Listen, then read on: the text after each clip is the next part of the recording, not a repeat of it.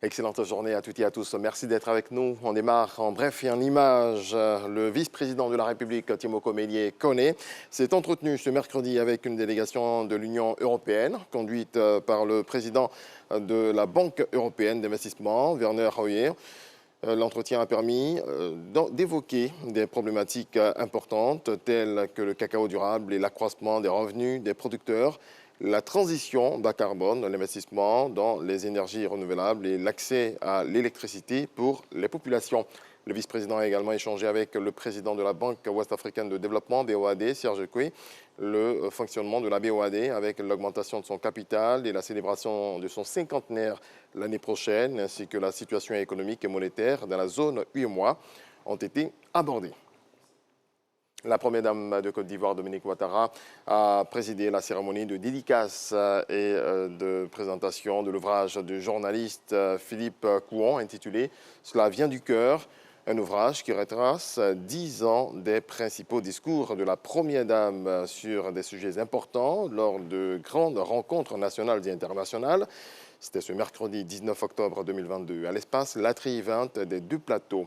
Profitant donc de cette tribune, la Première Dame a partagé sa vision et son rôle de First Lady aux côtés du chef de l'État.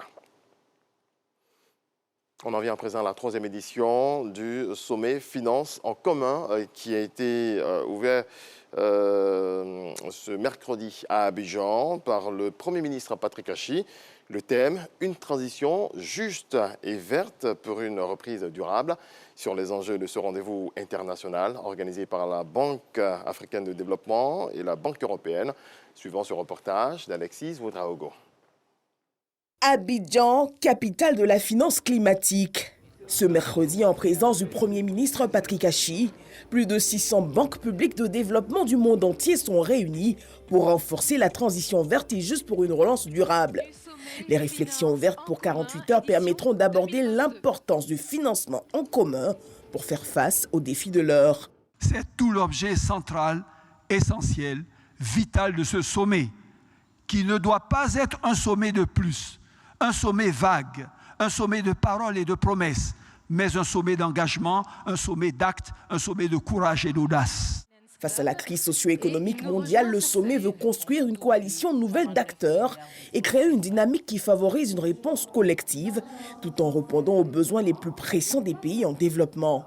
Je voudrais souhaiter que les conclusions de ces assises renforcent davantage le processus de développement de notre continent, celui de la Côte d'Ivoire en particulier, en accélérant la mise en œuvre des actions de transformation économique et sociale initiées par le gouvernement de son Excellence M. Patrick Achi, Premier ministre. À la veille de la COP27, il faut des approches concrètes à la crise énergétique mais aussi alimentaire, combler le déficit mondial de financement de 2500 milliards de dollars US pour atteindre les objectifs de développement.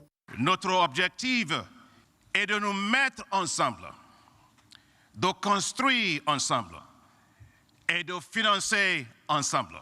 Une approche soutenue par le Premier ministre ivoirien qui insiste sur le soutien à apporter au secteur privé, fer de lance de tout développement. L'invention en Afrique des nouveaux modèles de transition, la réussite de l'inclusion sociale, celle notamment de nos femmes et de nos jeunes, viendra principalement des acteurs privés, véritables créateurs de richesses et d'emplois.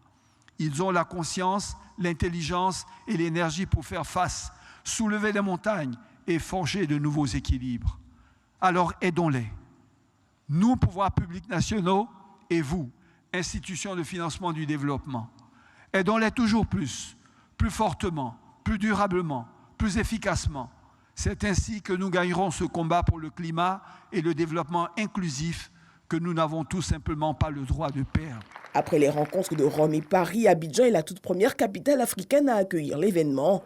Patrick Achi n'a pas manqué de dire sa gratitude pour le choix d'Abidjan durant ces 48 heures, capitale mondiale de la finance climatique. Dans le reste de l'actualité, journée à haut risque ce jeudi au Tchad, ce jeudi 20 octobre qui marque donc la fin des 18 mois de transition décrétés par le Conseil militaire après la mort du président Idriss Déby en avril 2021, alors que le dialogue national inclusif et souverain a accordé 2 ans de plus de transition à l'actuel leader Mahamat Idriss Déby. Des partis politiques et associations de la société civile ont appelé à manifester, mais le gouvernement a interdit les rassemblements qualifiés de tentatives d'insurrection armée.